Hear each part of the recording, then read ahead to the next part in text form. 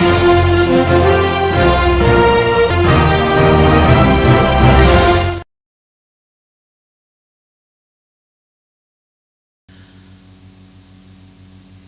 TV ప్రేక్షకులకు నమస్కారం. అందరి టీవీ వారు మేధావులతో నిర్వహిస్తున్న ముఖాముఖి కార్యక్రమానికి మీకందరికీ స్వాగతం. ఈరోజు ఈ కార్యక్రమంలో మన అతిథులు పెద్దలు ప్రొఫెసర్ గూడ నరసింహమూర్తి గారు. వీరు మేధావులే కాదు, విద్యావేత్తలు, సమాజ సేవకులు, గురుస్థానంలో ఉంటూ పలువురు వ్యక్తులతో పాటు సంస్థలను కూడా ఆశీర్వదిస్తున్నవారు. వీరు కవులు, జ్ఞాన విజ్ఞానులు, పరోపకారులు.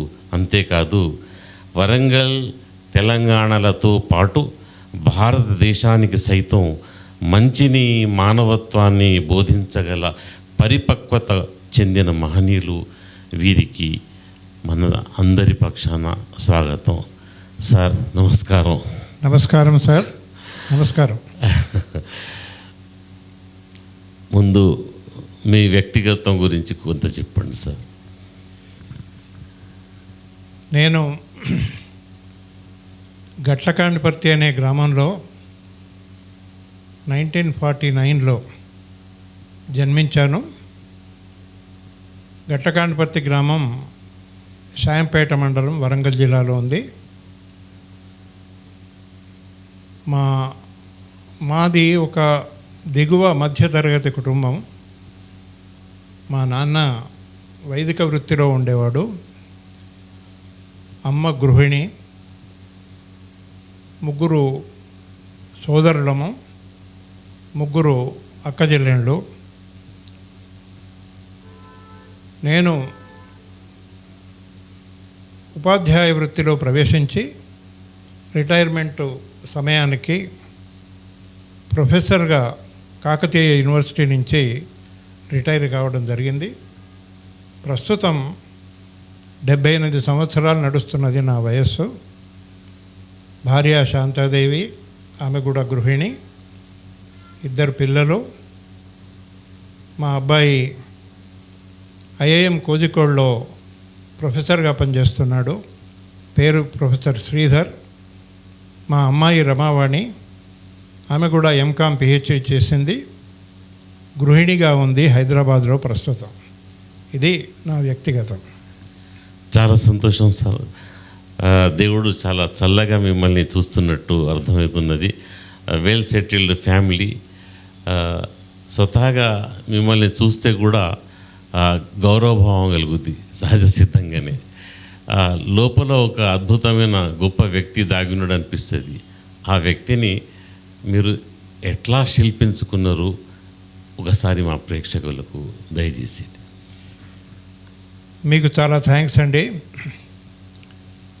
అంత గొప్ప వ్యక్తిని అని నేను అనుకోవడం లేదు, అది కేవలం మీ అభిమానమే అనుకుంటున్నాను.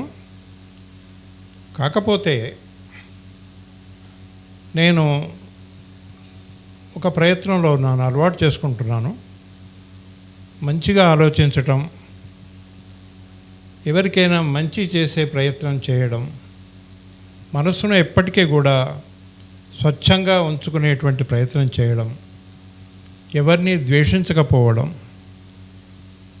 వీటి ప్రయత్నం చేస్తున్నాను. నేను 100కి 100 పాళ్ళు సాధించడానికి చెప్పడం లేదు, కానీ ప్రయత్నం చేస్తున్నాను. అందువల్ల మీకు బహుశా ఆ గౌరవభావం కలిగి ఉండవచ్చు. అంతేకాకుండా మన మధ్యలో ఉండే స్నేహాన్ని బట్టి కూడా మీకు నా పైన గౌరవభావం కలిగి ఉండవచ్చు బహుశా. చాలా బాగున్నది సార్. అయితే ఇంత మంచి వ్యక్తిత్వం మీకు అలవడడానికి మీ కుటుంబ నేపథ్యం, మీ పెంపకం ఎట్లా జరిగి ఉంటుంది అనేది ఒక సహజ సిద్ధంగా పుట్టుకొచ్చే ఒక భావం మాకు దయచేసి వీలైతే వివరించండి సార్. సార్, ముందే నేను చెప్పినట్టు ఒక దిగువ మధ్యతరగతి కుటుంబం, బ్రాహ్మణ కుటుంబంలో నేను పుట్టాను.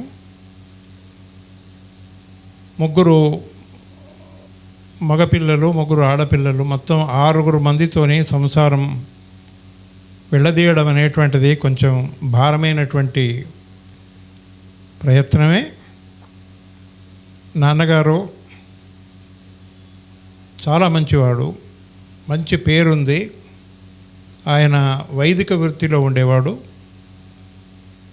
ఈ వైదిక వృత్తి మాత్రమే కాకుండా వైద్యం చేయడం, ఆయుర్వేద వైద్యం చేయడం, సంగీతంలో కూడా కొంత ప్రావీణ్యం సంపాదించాడు. కొంత భూమి ఉంటే వ్యవసాయం చేయడం కూడా. ఇట్లా కొన్ని రకాలైనటువంటి ప్రయత్నాలు చేస్తూ అందరిలో మంచివాడిగా చలామణి అవుతూ ఒక మంచి సంస్కారవంతుడైనటువంటి వాడు మా తండ్రి అని చెప్పుకోవడానికి నాకు చాలా గర్వంగా ఉంది. మా నాన్నగారు, మా అమ్మ ప్రేమతోని పాటు మాకు సంస్కారాన్ని, విలువలను కూడా నేర్పారు. బహుశా వారి దగ్గర నేర్చుకున్నటువంటి విలువల వల్లనే నేను ఇంతవాడిని అయినా అని నాకు అనిపిస్తుంది. చాలా కష్టపడేటువంటి మనస్తత్వం నేను వాళ్ళ దగ్గర నుంచి నేర్చుకున్నాను. చాలా ఒక సంస్కృతి కానీ తర్వాత సంస్కారం కానీ ఎట్లా ఉండాలనో ఎప్పటికీ వాళ్ళు చెప్పేవారు. అది ఆ రకంగా నా కుటుంబం అనేటువంటిది నాకు చాలా నేర్పింది. ఆ కుటుంబంతో అప్పుడు కొన్ని బీజాలు నా లోపల పడి ఉండవచ్చు. ఆ రకంగా అది నా ఎదుగుదల లోపల మంచి పాత్ర వహించిందని నేను భావిస్తాను. తప్పకుండా సార్. మిమ్మల్ని ఎరిగిన వ్యక్తిగా నేను చూస్తున్నాను కదా, సమాజంలో మీలాంటి ఉత్తమ గుణగణాలు, మంచి మానవత్వం, నిష్కల్మషత, విశాల భావం, ఒకరికి సహాయం చేయాలనే గుణమే తప్ప నెగిటివిటీ అనేది ఏ కోశాన లేని వ్యక్తిత్వం ఇది. అందుకోసమే అమ్మ నాన్నలు మీకు నూరిపోసిన మంచి మానవత్వపు పాఠాలు లేక మీలో వారు వేసిన బీజాలే ఈరోజు ఈ రకంగా ప్రతిఫలిస్తున్నాయి. ఈ రకంగా కూడా మీ అమ్మ నాన్నలు స్మరించబడుతున్నారు. ఈ రకంగా మీరు అభినందనీయులు అమ్మ నాన్నలతో పాటుగా. మరో విషయం సార్, నాకు తెలిసినంత వరకు మీ వంశజులు మంగళహారతులను రాసిందని, వాటిని అన్నింటినీ సంగ్రహించి మీరు ఒక యజ్ఞంలాగా దానికి ఒక పుస్తక రూపం ఇచ్చిందని, అది కొంత నాకు తెలుసు. దాని గురించి మా ప్రేక్షకుల కోసం కూడా. తప్పకుండా అండి. మా పూర్వీకులు అంటే స్వయంగా మా తాతగారు కానీ, మా నాయనమ్మ తరఫు మా తాతలు కానీ వాళ్ళంతా మహాపండితులు. చాలా కవిత్వం రాయటము, పుస్తకాలు రాయటము, ముఖ్యంగా భగవంతుణ్ణి స్తుతిస్తూ చేసేటువంటి మంగళహారతులు, అద్భుతమైనటువంటి మంగళహారతులు వారు రాశారు. ఆ కాలంలో ఈ తెలంగాణ ప్రాంతం అంతటా కూడా మంచి ప్రచారంలో ఉండేది. అందరూ వాటిని పాడుకునేవాళ్ళు. అయితే చిన్నప్పటి నుంచి మా నాన్నలు, మా బంధువులు, మా తాతలు వాళ్ళు ఇవి పాడుతుండడం విని బహుశా అది నా లోపల జీర్ణించుకొని పోయింది. మా నాన్నగారు అయితే నాకు నేర్పారు, కొన్ని మంగళహారతులు కూడా నేర్పడం జరిగింది. ఆ రకంగా ఆ సాహిత్యం పైన, ఆ స్తోత్రాలపైన మంచి మక్కువ ఏర్పడ్డది.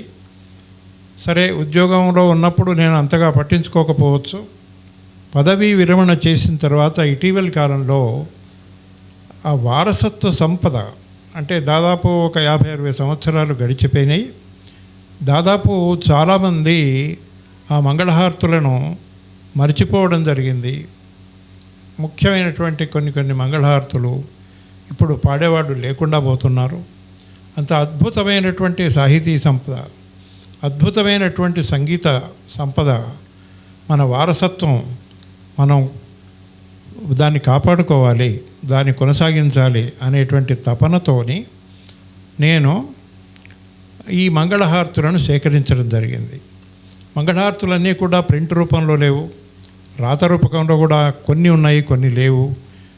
సో వాటిని వేరువేరు వ్యక్తుల దగ్గర నుంచి సేకరించడం, లేదా కేవలం నోటికి చెప్పేవాళ్ళు ఉంటే వాళ్ళతోని పాడించుకొని వాటిని రాసి అక్షరబద్ధం చేసి తర్వాత పండితులతోని పరిష్కారం చేసి ఈ రకంగా మంగళహారతులన్నీ కూడా దాన్ని సంకలనం చేయడం జరిగింది. దాంట్లో రాపాక వారి కుటుంబం సభ్యులు కూడా చాలా సహకారం అందించారు.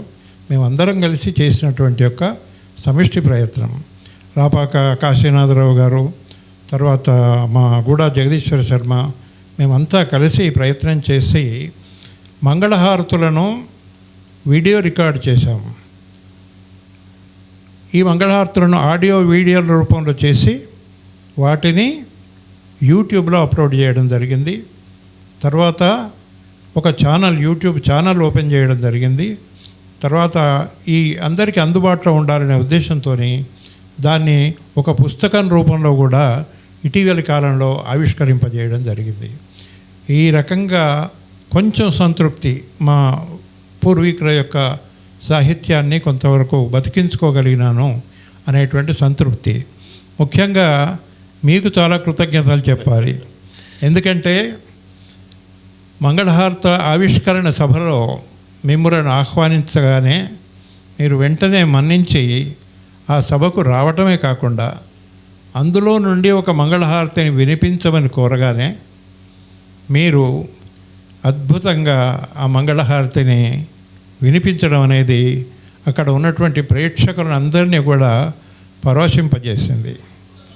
ఇక్కడ ఏమిటంటే మతాల ప్రసక్తి లేకుండా మీరు ముస్లింలు అయినప్పటికీ కూడా ఒక మంచి సహృద్భావంతో ఆ మంగళహారతిని మా కోసం పాడడం అనేటువంటిది మీ సహృదయతను, మీ విశాల హృదయాన్ని తెలియజేస్తుంది. అది ఒక గొప్ప అనుభూతిని మిగిల్చింది. ఇదే కాకుండా ఇంకొక ప్రయత్నం కూడా చేయడం జరిగింది. భగవద్గీత గురించి మనందరికీ తెలుసు. ఒక పరమ పవిత్రమైనటువంటి గ్రంథము, హిందువులకే కాకుండా ప్రపంచంలో అందరికీ కూడా ఒక పవిత్ర గ్రంథంగా భావించబడుతున్నది. దాన్ని ఒక 80 సంవత్సరాల కిందట వారణాసి వెంకటనారాయణ శాస్త్రి గారని వారు బుర్రకథ రూపంలో చాలా సరళమైనటువంటి భాషలో అందమైనటువంటి బాణీలతో ఆ బుర్రకథను రూపొందించడం జరిగింది. ఆ కాలంలో బుర్రకథ కళారూపంని ప్రజల లోపలికి, సామాన్యుల లోపలికి చేర్చడానికి కొన్ని టీములను కూడా తయారు చేసి బుర్రకథ ప్రదర్శనలు కూడా ఇప్పించడం జరిగింది. మేము చిన్నప్పుడు మా బంధువుల ద్వారా, మా అత్తల ద్వారా చిన్నపిల్లలుగా నేర్చుకొని అది కూడా మా రక్తంలో ఇమిడిపోయింది. దాన్ని కూడా మళ్ళీ ఇది పునరుద్ధరించాలి అనేటువంటి ఒక కోరికతోని ఆ ప్రయత్నం కూడా చేయడం జరిగింది. నేను, మా జగదీశ్వర శర్మ గారు, తర్వాత మా అమ్మాయి, ఇంకా మా బంధువుల అమ్మాయి గౌతమి, మేము నలుగురం ఒక టీమ్గా ఏర్పడి వాగ్దేవి కాలేజీలో బుర్రకథా గానం చేయడం జరిగింది. ఈ బుర్రకథా గానాన్ని యూట్యూబ్లో మళ్ళీ 18 అధ్యాయాలు కూడా అప్లోడ్ చేయడం జరిగింది. దానికి మంచి ప్రశంసలు కూడా వచ్చాయి. సామాన్యులకు చేరుబాటు కావడానికి ఇది ఏమాత్రం ఉపయోగపడినా కూడా మాకు అంతకంటే ఆనందించదగినటువంటి విషయం ఏం లేదు. మంచి దాని గురించినటువంటి యొక్క వ్యాఖ్యానాలు మాకు అందుతున్నాయి, అందరూ ప్రశంసిస్తున్నారు. ఇది భగవద్గీత బుర్రకథ గురించి. వాస్తవం కూడా సార్, అది ఆ మంగళహారతులు అయితేనేమి, ఆ బుర్రకథలకు సంబంధించిన ఆ లిటరేచర్ అయితేనేమి, యూట్యూబ్లో అయితేనేమి కొంతమేరకు నేను దర్శించుకునే భాగ్యం కలిగింది నాకు. నేను కూడా చాలా ఆనందించాను. ఇక్కడ ఒక విషయం నాకు స్ఫురిస్తున్నది. మీరు ప్రొఫెసర్లే, వంశంలో మీ పూర్వీకులు చేసినటువంటి ఈ సాహిత్య కళ ఆ వ్యవస్థను తీసుకొచ్చి ఈ రోజున సమాజానికి అందించారు. నాకు అమెరికాలో మీలాగే ప్రొఫెసర్గా పనిచేసి తన 7 తరాలను నవల ద్వారా పరిచయం చేసిన ఆ ప్రొఫెసర్ జ్ఞాపకం వస్తున్నాడు. ఆయన పుస్తకం 7 తరాలు, ఇంగ్లీష్లో రూట్స్ అని దాన్ని తెలుగులో 7 తరాలని ప్రచురించడం జరిగింది. అది కూడా ఒక అద్భుత ప్రయత్నం.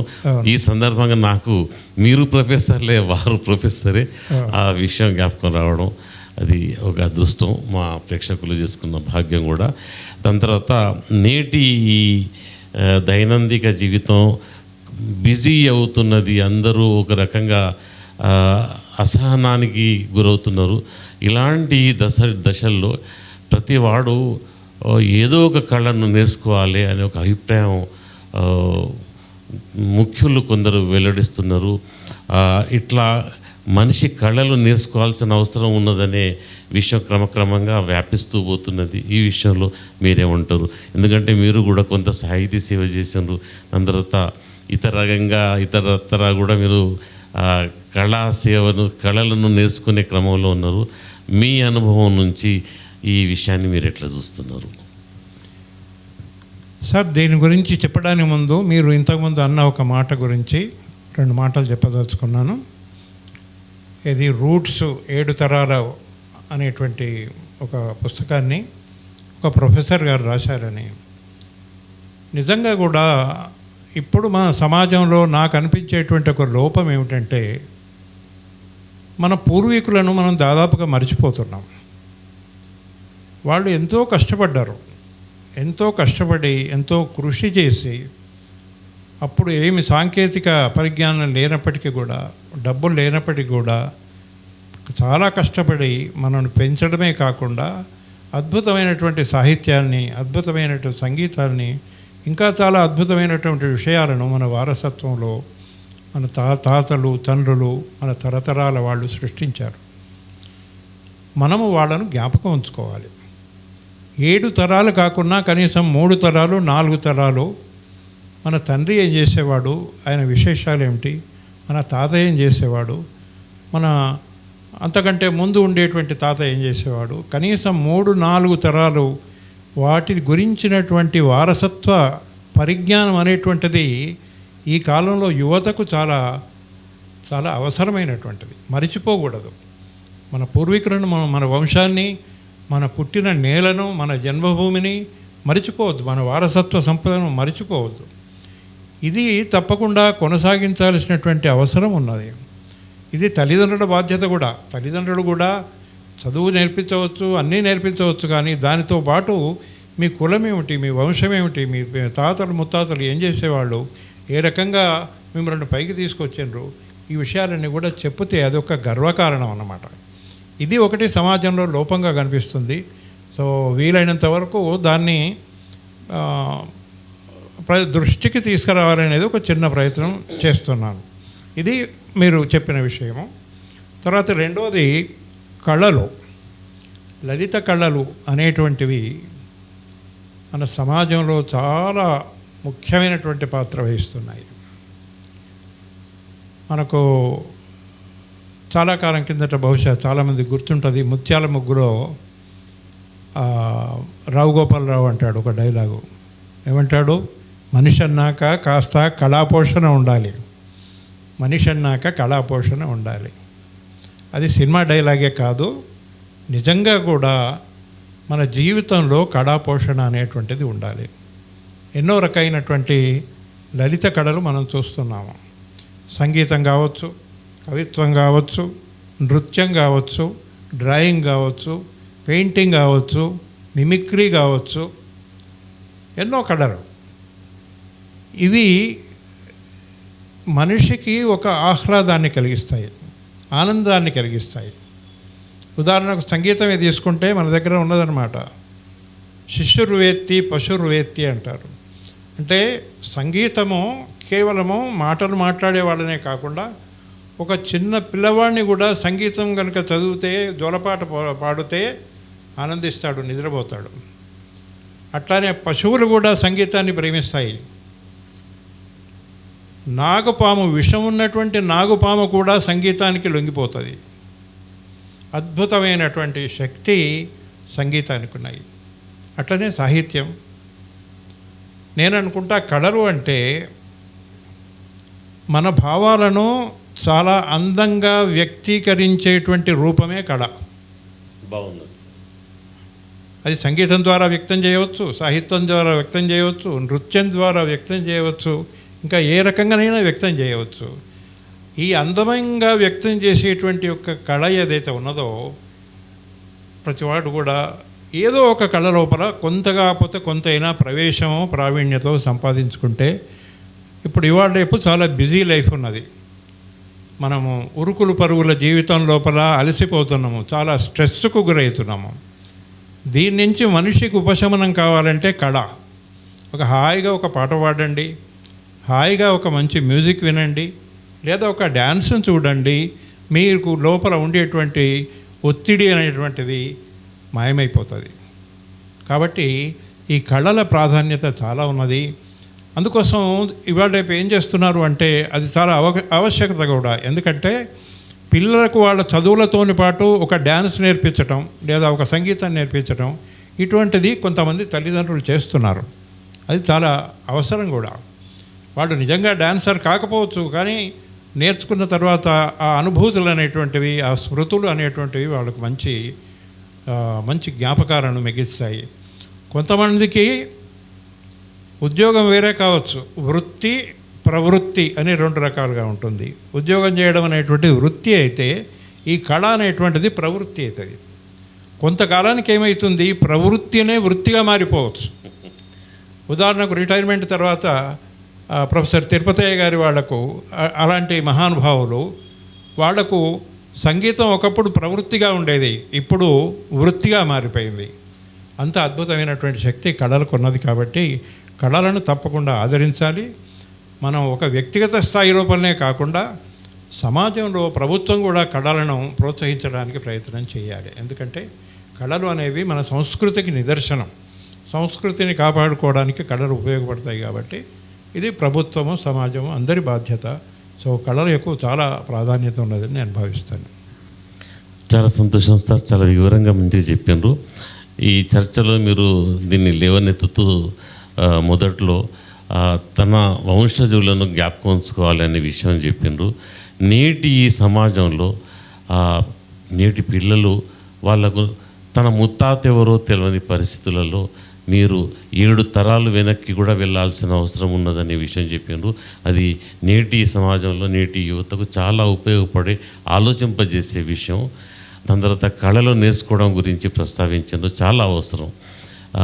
ఇది ఈ మధ్యలో నేను చూస్తున్నది ఏంటిదంటే, ముఖ్యంగా పురుష సమాజంలో సాయంత్రం కాగానే ఈ స్ట్రెస్కు గురైన పురుషులందరూ ఏదో రకంగా ఎక్కడికో పోయి ఆ మత్తు సహాయం తీసుకొని ఆ స్ట్రెస్లను దించుకునే ప్రయత్నం చేసే విషయాలను కూడా మనం చూస్తున్నాం.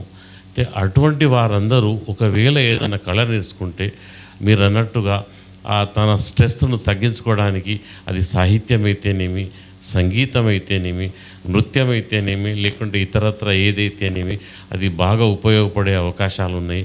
దీనిపైన తప్పకుండా సభ్య సమాజం ఆలోచిస్తుందని, అట్లాగే ఏదో ఒక కళలను నేర్చుకుంటుందని మనం ఆశిద్దాం.